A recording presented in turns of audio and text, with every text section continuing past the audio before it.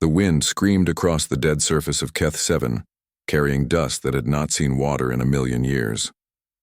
Dr. Arya Chen pulled her environmental suit tighter and stared at the thing they had found. The other members of the expedition called it the monolith. She just called it impossible. It rose from the ground like a black finger pointing at the empty sky. Smooth. Perfect. Covered in symbols that made her head hurt when she looked at them too long. The precursors had built this, everyone agreed on that much. The precursors who had vanished before any living species had learned to make fire. Commander Thex, the expedition leader, stood beside her. The Vex was tall and reptilian, with scales that caught the weak sunlight. His voice came through the radio in a hiss. "We leave tomorrow, human. This structure is dead." 5 months wasted, Arya said nothing. She had learned not to argue with Thex. Humans were barely tolerated in the Galactic Council. They had joined only 20 years ago, primitive newcomers in a galaxy full of ancient civilizations. The other species made sure humans remembered their place. Dr. Kess floated nearby, their crystalline body reflecting light in rainbow patterns. The Lumini scientist had been kind to Arya, or at least less hostile than the others. "Perhaps not wasted," Kess said softly. "We have learned that some precursor technology cannot be revived.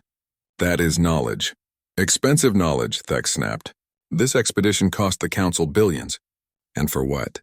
A dead rock with pretty carvings." He turned away. "Pack your equipment, Chen. We depart at dawn." The camp was quiet that night. Arya sat in her small tent, reviewing her notes on her tablet.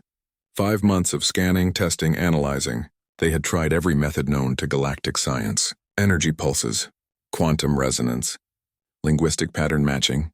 Nothing worked. The monolith stood silent as it had for eons. She looked at the images again.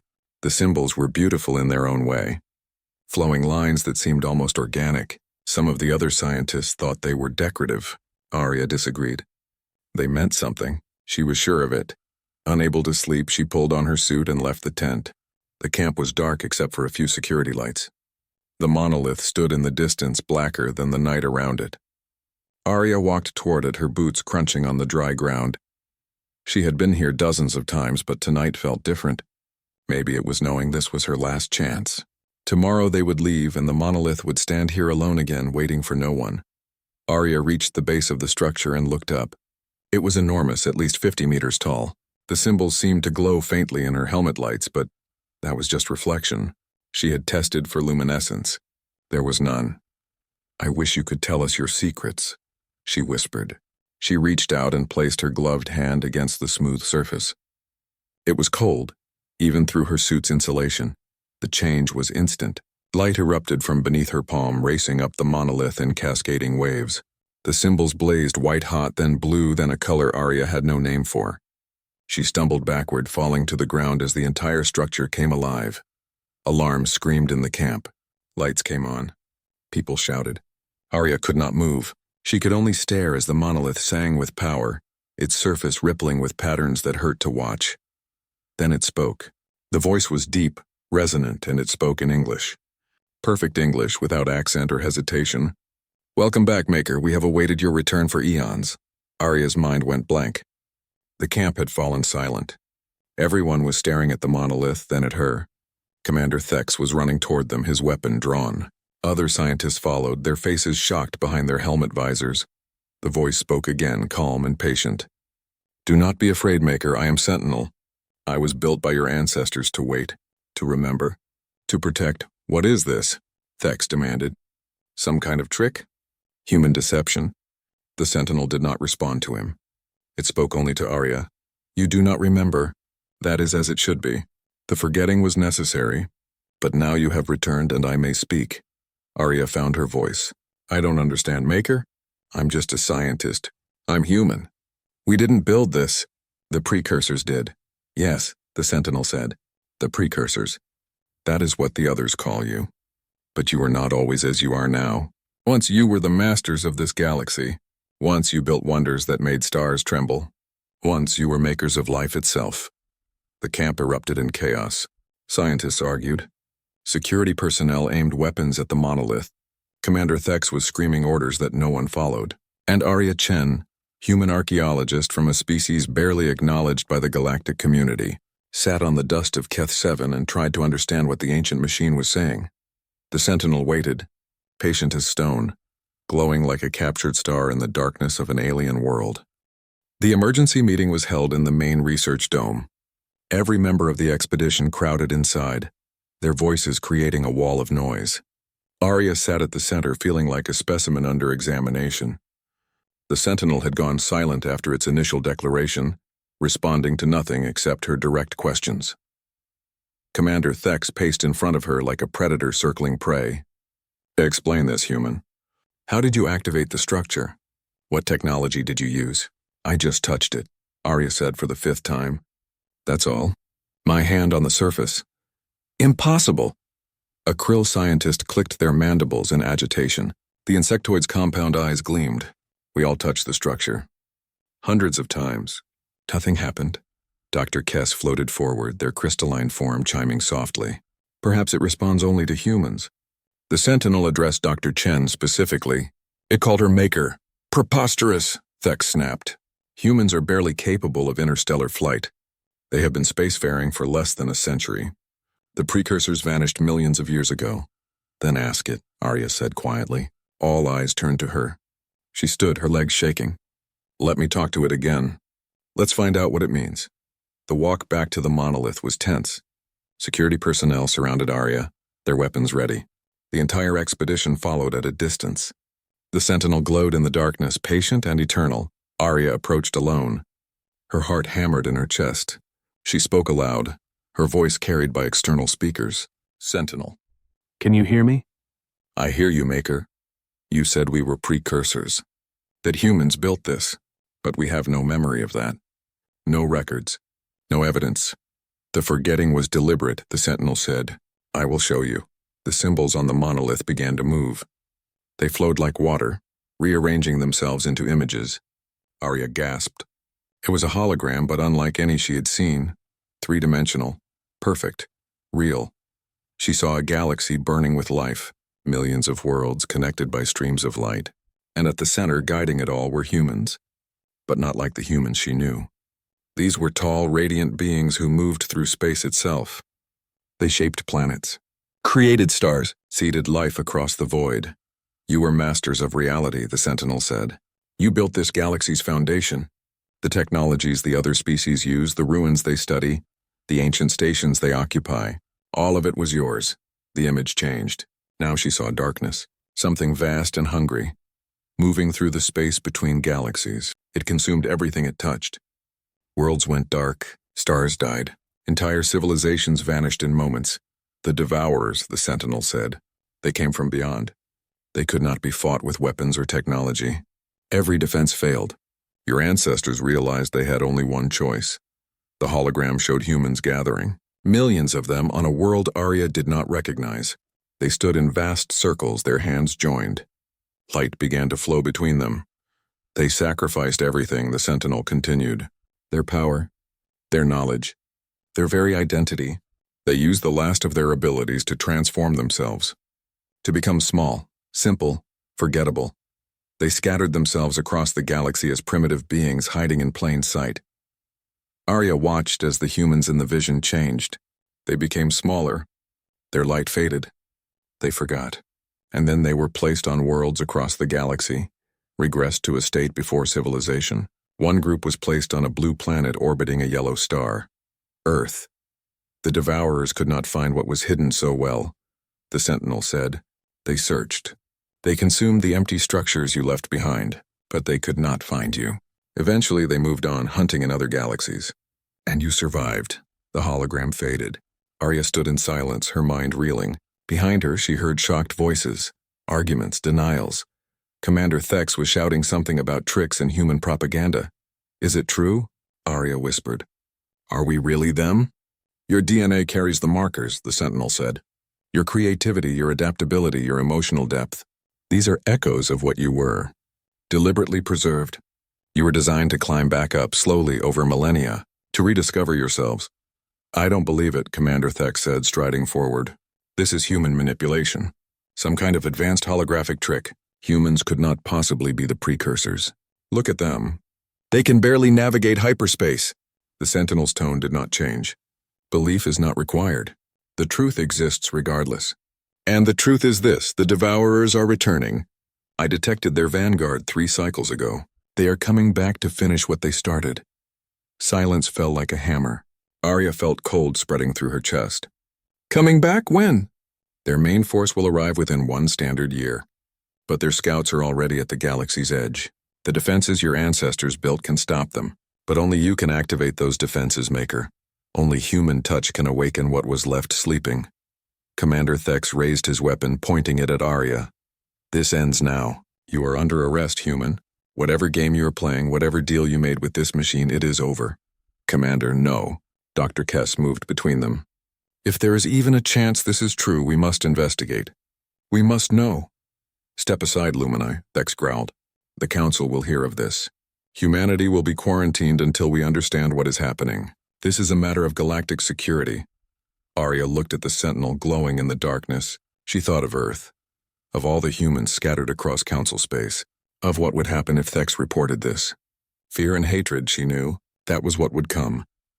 I have one more thing to show you, Maker, the Sentinel said softly. Look, the hologram appeared again.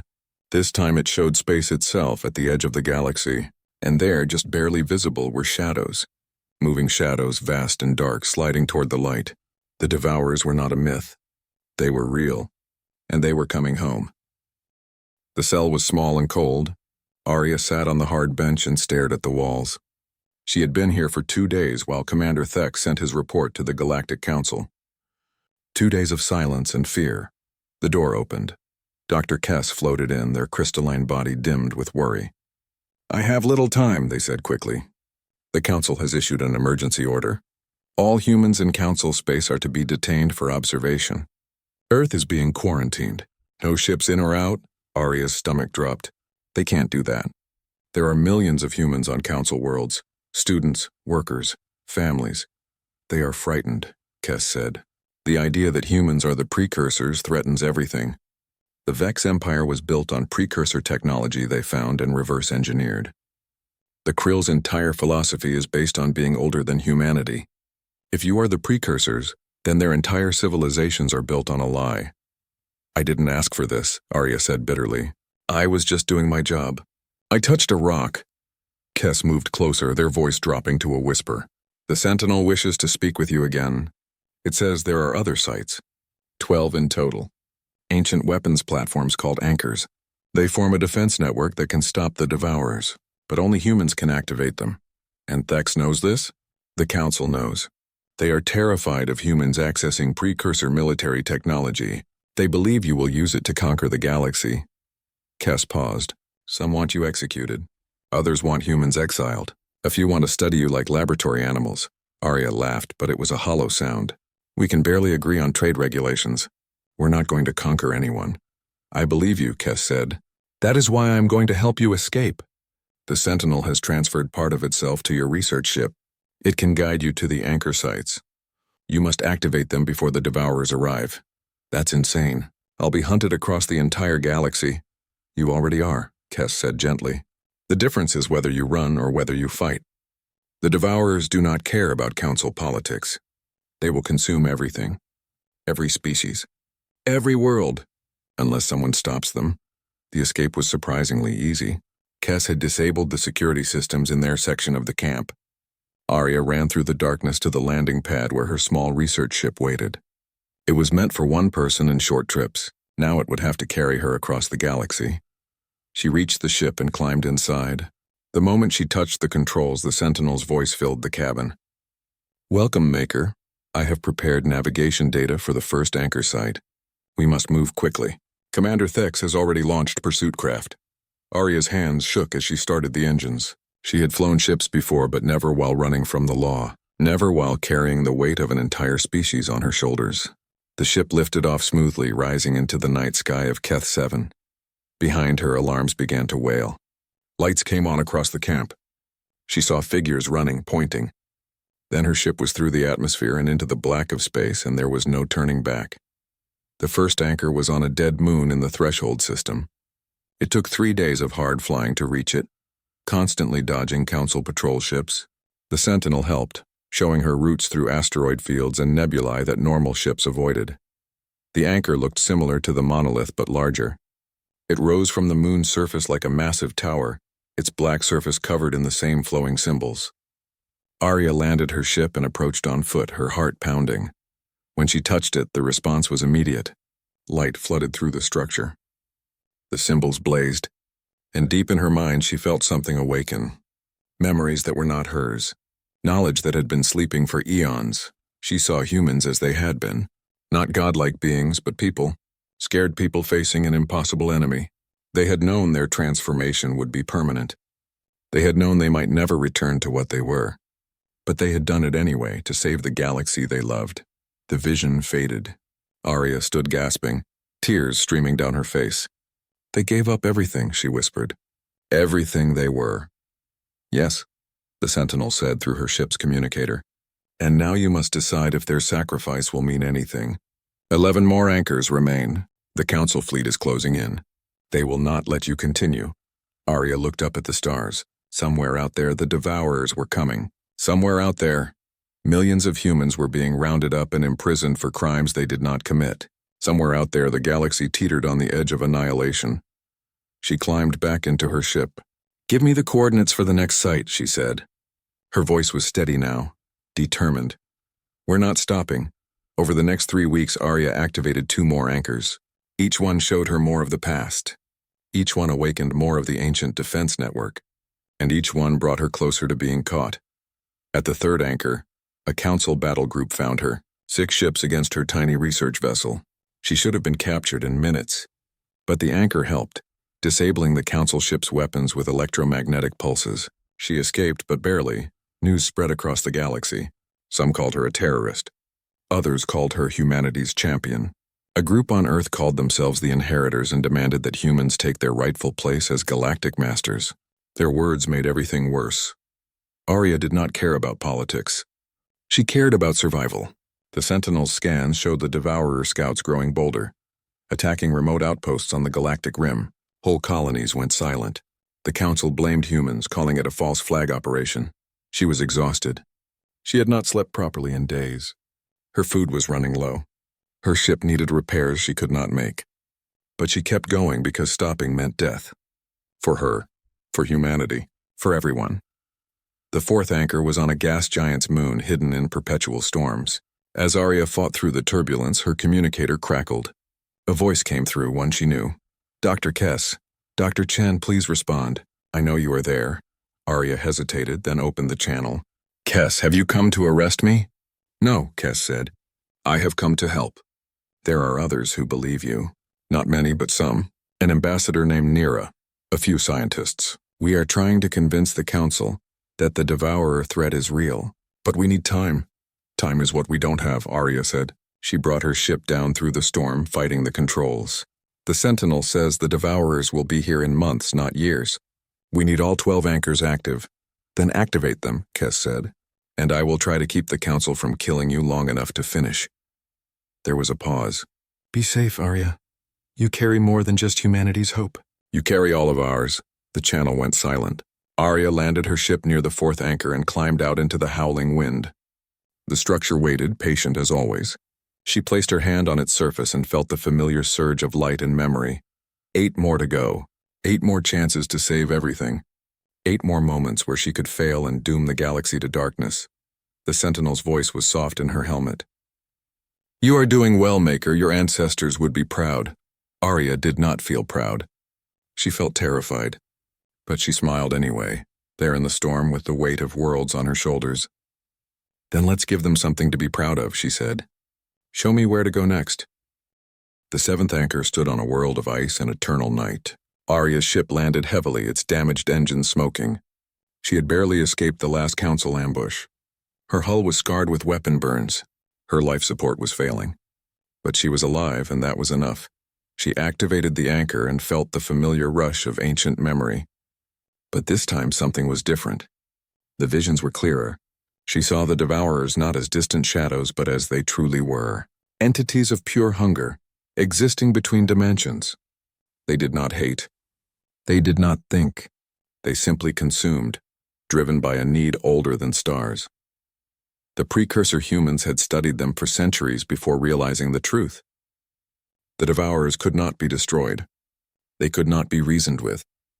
They could only be contained. And so the anchors were built, not as weapons, but as a cage, 12 points around the galaxy, that would generate a barrier strong enough to keep the darkness out.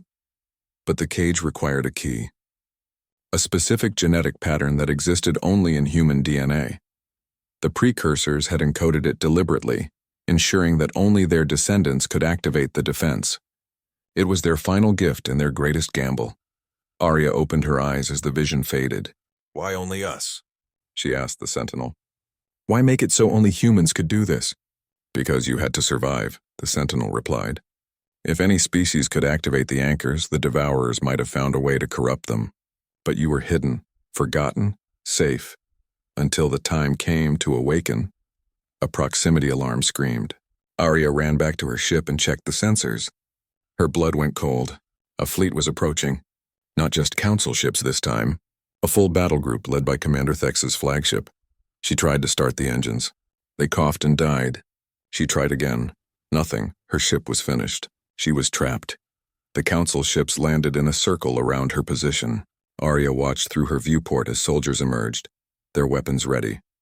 Commander Thex walked at their center, his scales gleaming in the starlight.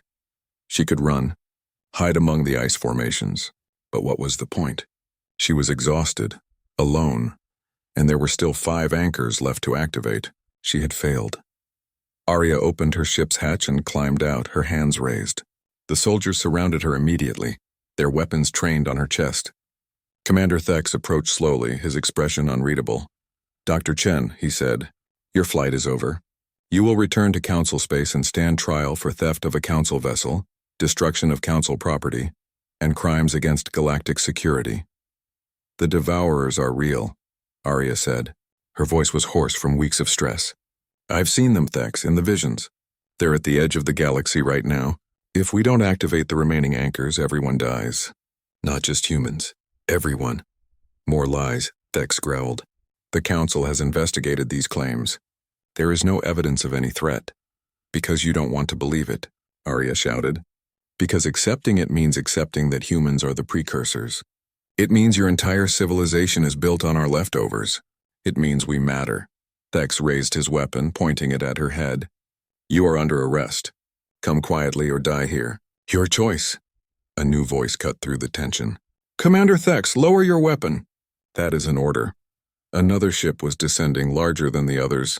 It bore the markings of the Council Diplomatic Corps. The hatch opened and a Lumini elder floated out. Arya recognized her from the files Dr. Kess had sent. Ambassador Nira, one of the few Council members who believed her story. Ambassador, Thex said stiffly, this is a security matter. You have no authority here. On the contrary, Nira said. Her crystalline body glowed with authority. The Council has reconsidered its position. New evidence has come to light. She gestured to the sky. Check your sensors, Commander. Tell me what you see. Thex hesitated, then activated his communicator. He listened for a moment. Then his scales paled to gray. Impossible, he whispered. What is it? Arya asked. Nira answered. 37 Outer Rim colonies have gone silent in the past week.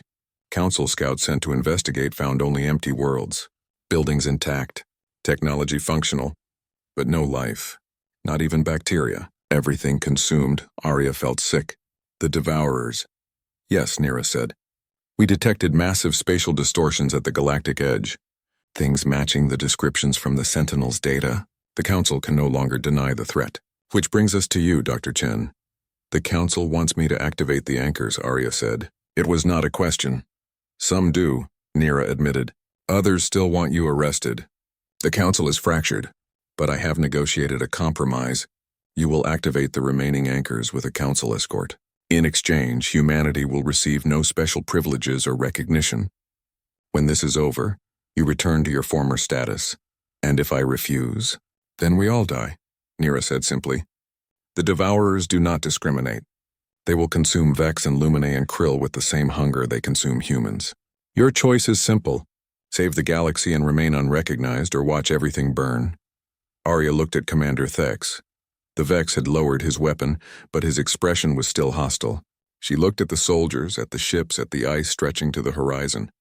She thought of Earth, of her family, of the billions of humans being held in detention centers across Council space. Then she thought of the vision, of humans choosing to sacrifice everything they were to save people who did not even exist yet. People who would never know their names, people who would never thank them. "I'll do it," she said quietly. "Not for recognition, not for status. I'll do it because someone has to." Nira bowed her head in respect. "Thank you, Dr. Chen. We have a ship prepared for you.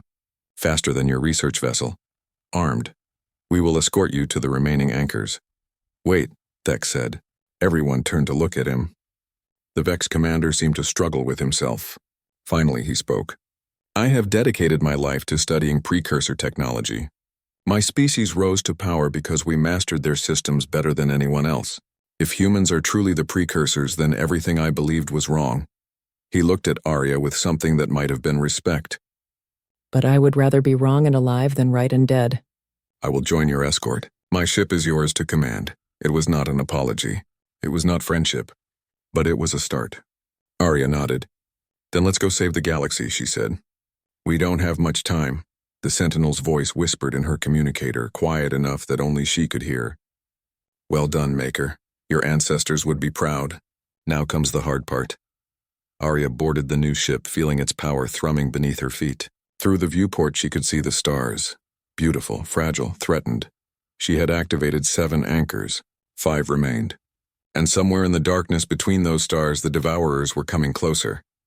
"Show me the coordinates," she told the Sentinel. "Let's finish this." The 8th anchor was destroyed. Arya stood in the ruins, feeling numb. The structure had been deliberately sabotaged, blown apart by Council weapons. Hardliners who still refused to believe the threat. Who thought stopping humanity was more important than survival? "Can we still activate the defense?" she asked the Sentinel. "Yes," the Sentinel replied. "The network can function with 11 anchors. But the barrier will be weaker. The Devourers will push harder against it. And if any more are destroyed, the entire system will fail." Ambassador Nira's face on the view screen was grim. "The Council has split. 3 factions now control equal power. One supports you. One opposes you. One does not care either way. We are fighting a war within while enemies gather outside." The news from the Rim got worse every day. Entire systems going dark. Refugee ships fleeing inward, carrying stories of darkness that consumed everything it touched. The Devourers were not coming. They were here, and they were hungry. The 9th anchor was on a desert world called Threshold Prime. As Arya's fleet approached, they found it surrounded by Council warships. Commander Thex opened a channel to the hostile fleet. "This is Commander Thex of the Vex Navy. You are interfering with a sanctioned mission. Stand down immediately." The response was cold. "This is Fleet Admiral Crix. We do not recognize the Council's authority in this matter. Humans will not be permitted to access precursor weapons. If you do not withdraw, we will open fire." Arya felt her stomach twist. They were going to fight. Species that had been allies for centuries were about to kill each other over fear and pride. "There has to be another way," she said. "There is not," Thex said. He looked at her, his expression hard. "I chose my side when I joined this mission. I will not abandon it now." He turned to his tactical officer. "All ships prepare to engage." The battle was brief and brutal. Thex's ships were outnumbered but better positioned. They drove through the hostile fleet with precise strikes, creating an opening. Arya's ship shot through the gap, racing toward the planet's surface while weapons fire lit the void behind her. She landed near the anchor and ran. Behind her, she heard explosions. Ships dying, people dying, all because she needed to touch an ancient machine. The weight of it crushed her, but she kept running. The anchor activated at her touch. Power surged through the network. 9 anchors now. 3 more to go. But at what cost? When she returned to orbit, she found Thex's flagship badly damaged. Half his fleet was gone. The hostile ships had retreated, but the victory felt hollow. Arya stood on the bridge and looked at the casualty reports. Dozens of crew members dead for her, because of her. "This is not your fault," Dr. Kess said gently. They had joined the mission at the 6th anchor, their expertise needed for navigation. Those who attacked made their choice. They chose fear over hope. "It feels like my fault," Arya whispered. Commander Thex approached, limping from an injury. "It is the fault of the Devourers," he said. "They are the enemy. Not you, not us. Remember that." A message came through from Earth. Humanity had heard about the mission, about Arya's role. Volunteers were coming forward asking to help. Hundreds of humans across the galaxy were making their way to the remaining anchor sites, offering to share the burden. The Sentinel's voice was approving. "This is why you survived, Maker. Not because of power or technology, because when faced with darkness, you choose to stand together."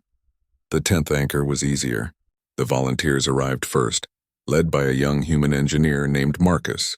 He activated the structure before Arya even landed. She watched from orbit as light bloomed across the planet's surface. 10 anchors, 2 to go. But the Devourers were close now. Arya could see them on the long-range sensors. Dark shapes sliding through space, leaving nothing behind them. Worlds that had stood for millions of years simply ceased to exist. The barrier would stop them, the Sentinel promised. But only if all the anchors were activated. The 11th anchor was on a frozen moon in the outer reaches. Arya's fleet arrived to find it already under attack. Not by the Council this time, by the Devourers themselves. Scout entities probed the structure, testing its defenses. Arya had never seen one up close. It was worse than the visions. A thing of pure absence, a hole in reality that her mind refused to process. Looking at it made her feel sick. Being near it made her want to scream. "We need to get you to the surface," Thex said. "The anchor must be activated before they destroy it." "They'll tear my ship apart before I get close," Arya said. "Then we clear a path." Thex smiled, and it was not a kind expression. "All ships attack formation. Protect Dr. Chen at all costs," the fleet charged. Ships from a dozen species working together for the first time in their history. They fired everything they had at the Devourer scouts. Most weapons passed through harmlessly, but some worked. Quantum torpedoes seemed to disrupt them. Plasma bursts made them recoil. Arya's ship shot through the chaos. A Devourer entity lunged at her, and she felt her shield scream as it brushed against them. Then she was past, diving into the moon's thin atmosphere. She landed hard and ran for the anchor. Behind her, the sky was full of fire and darkness. Ships dying, entities feeding. The galaxy tearing itself apart. She touched the anchor. Light exploded outward, brighter than before. The Devourer entities recoiled, driven back by the sudden surge of ancient power. 11 anchors active. The barrier was almost complete. Arya collapsed against the structure, gasping. Through her communicator, she heard Thex. "Dr. Chen, you need to return to the ship now. We have a problem." "What kind of problem?" "The 12th anchor." Thex's voice was grim. "It is surrounded by Devourer forces. Hundreds of entities. The entire vanguard. They know that is the last one. They are going to do everything they can to stop us." Arya looked up at the sky, at the stars she had spent her life studying, beautiful, distant, and fragile. One more anchor, one more chance, and an army of hungry darkness standing in the way. "Then we go through them," she said. "We've come too far to stop now." As she climbed back into her ship, the Sentinel spoke one last time. "The final anchor is different, Maker. It is the master control. Activating it will complete the barrier, but it requires more than a touch. It requires a sacrifice." Arya's hands froze on the controls. "What kind of sacrifice?" "A consciousness must merge with the network, become its living heart, maintain the barrier for as long as the Devourers remain a threat. It could be centuries, millennia, forever." Arya closed her eyes. Of course there was a price. There was always a price. The precursors had known that. They had paid it willingly. "Tell the others," she said quietly. "They deserve to know what we're flying toward." Her ship rose from the moon and joined the fleet. Together, they turned toward the final anchor, toward the darkness waiting there, toward the end of everything or the beginning of hope. One way or another, the choice would be made soon. The final anchor hung in the void between stars. No planet, no moon, just the ancient structure floating in empty space, surrounded by darkness that moved with terrible purpose. Hundreds of Devourer entities circled it like sharks waiting. Arya's fleet gathered at the edge of sensor range. Every ship that had survived the journey was here. Council vessels, human transports, volunteer craft from every corner of the galaxy. They had all come to witness the end, one way or another. Arya stood on the bridge and looked at the faces around her. Commander Thex, scarred from a dozen battles. Dr. Kess, their crystalline body dimmed with exhaustion. Ambassador Nira, steady and calm even now. Marcus the engineer, who had volunteered to activate the 10th anchor. Dozens of others who had risked everything to get here. The Sentinel says someone must merge with the network, Arya said. Her voice was steady. She had made her decision hours ago. That someone is me. I started this journey. I'll finish it. No. Commander Thek stepped forward. I have studied precursor technology my entire life. I have led armies, commanded fleets, but I was wrong about humans, about the precursors, about everything that mattered. Let me do something right. Let me take your place, Arya shook her head. Thex, you don't have to do this. You've already done enough. Neither do you, Dr. Kess said softly. I will go. My people live for centuries. I have few family ties. I am suited for isolation. Let me be the guardian. I'll do it, Marcus said. I'm young, strong, I can handle it. Others stepped forward. A Krill pilot, a Lumini scientist, a human trader. One by one they volunteered to sacrifice themselves, to become the living heart of the barrier, to spend eternity watching over the galaxy. Arya felt tears burning in her eyes. You would all do this? Give up your lives? We are not giving up our lives, Ambassador Nira said. We are transforming them, becoming something greater. The precursors understood this. Now we do as well. The Sentinel's voice filled the bridge. There is another way. The barrier can accept multiple consciousnesses. Sharing the burden makes it lighter. 10 volunteers would reduce the isolation, make the centuries bearable. Arya looked around the bridge. 10 people, forever, who's willing? 12 hands went up. Then 15. Then 20. Arya had to turn away, overwhelmed. These people, from species that had barely trusted each other weeks ago, were now volunteering to spend eternity together. United in purpose, united in sacrifice, they chose 12 in the end. Arya insisted on being one of them. Commander Thex refused to be left out. Dr. Kess joined willingly. Marcus the engineer, a Krill warrior named Shrix who had lost their entire family to the Devourers, a Lumini elder, a Vex scientist, 5 more humans from different colonies, each with their own reasons for volunteering. The plan was simple. The fleet would attack the Devourer forces, creating a gap. The 12 volunteers would fly through in a single transport. They would reach the anchor. They would merge.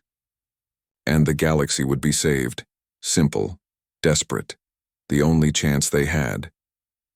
The battle began at dawn, though there was no dawn in the void. The fleet charged the Devourer swarm with everything they had. Weapons that had been designed to fight other ships were turned on entities that barely existed in normal space. Most attacks did nothing, but some worked. And that was enough. Arya sat in the transport with the other volunteers. They held hands, humans and aliens together, feeling each other's fear and determination. Through the viewport she watched the fleet fighting.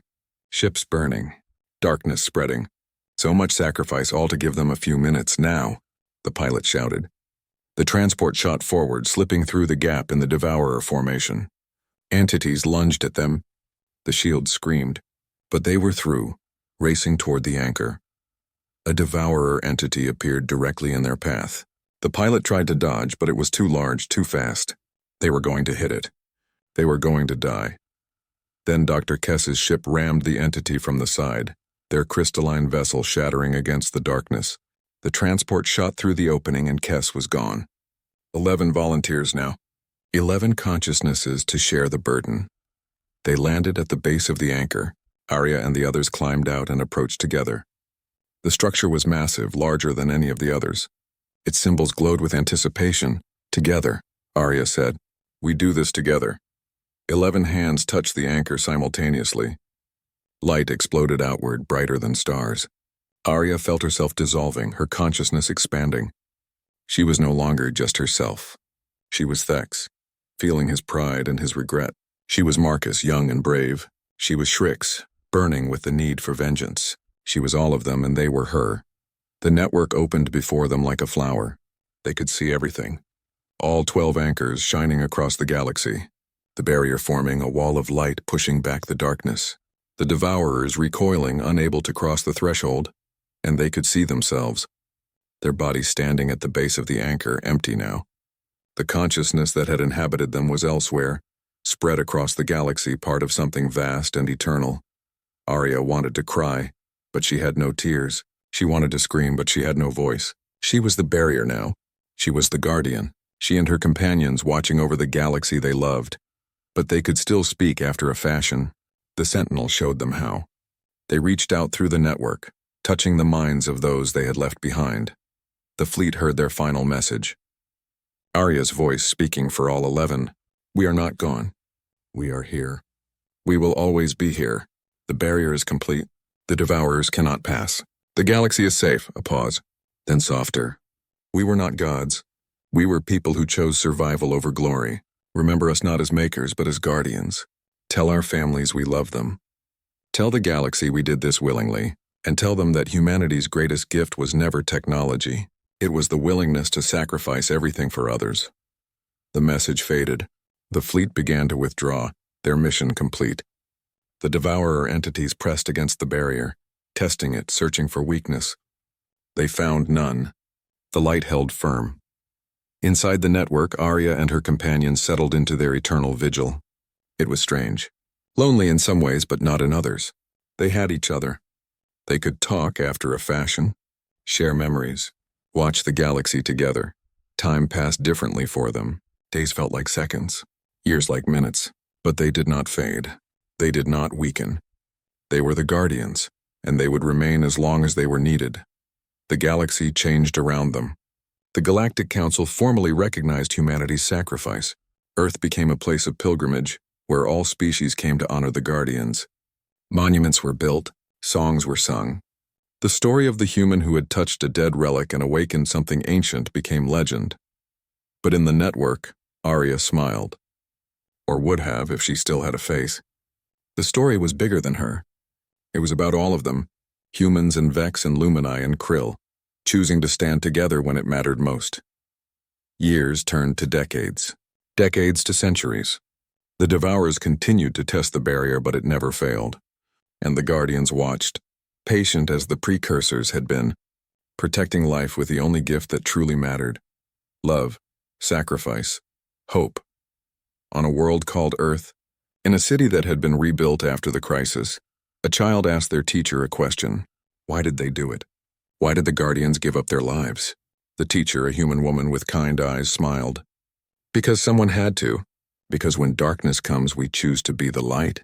That is what it means to be human. That is what it meant to be precursor. And that is what it will always mean to be alive. High above, in the space between stars, the anchors glowed. 12 points of light forming a crown around the galaxy. And within them, the Guardians watched. Eternal. Unbroken. Home.